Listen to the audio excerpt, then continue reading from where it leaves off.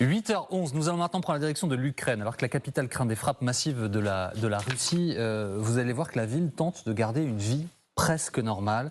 Située à plusieurs centaines de kilomètres de la ligne de front, Kiev a presque l'apparence d'une capitale ordinaire, marquée par une résilience très très forte des habitants.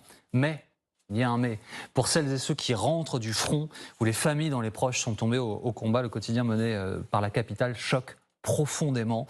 C'est la conjugaison quasi impossible entre une vie normale et le front dans cette capitale ukrainienne. Question posée par nos envoyés spéciaux Charline Hurel, Vincent Wartner, avec Anton Bondarenko.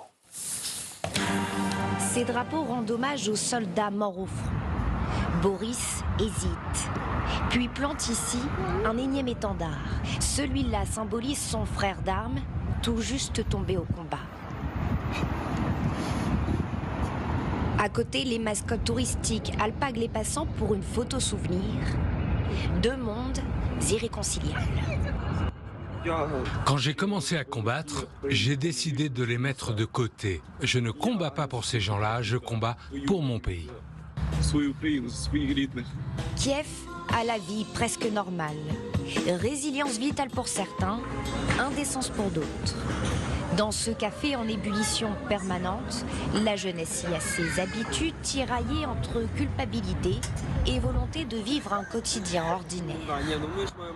Il y a des gens qui ne se sentent pas concernés et on peut aussi le comprendre si on se place du point de vue individuel.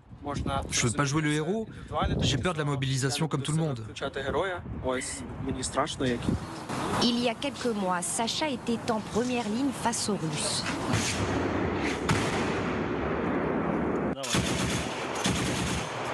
Pour lui, le front est synonyme d'enfer. Pourtant, lors de son retour, l'obsession d'y repartir, tant la vie menée à Kiev lui était insupportable. C'était très dur. Maintenant, ça va un peu mieux. Dieu merci, les gens ont cette chance de pouvoir se promener comme ici, mais il y a cette impression que pour eux, la guerre n'existe pas. Sacha nous montre un lieu très prisé par la jeunesse dorée de la capitale. Ici, où plus rien ne semble exister, ébranlé, le soldat quitte les lieux sur le champ.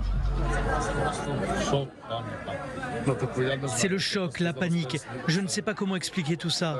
C'est quelque chose que je ne peux pas comprendre. C'est un autre monde. C'est comme si j'étais dans une jungle. Mais lorsque Kiev s'enfonce dans la nuit, les habitants plongent dans l'angoisse. La menace des frappes russes rappelle que la guerre n'est jamais loin.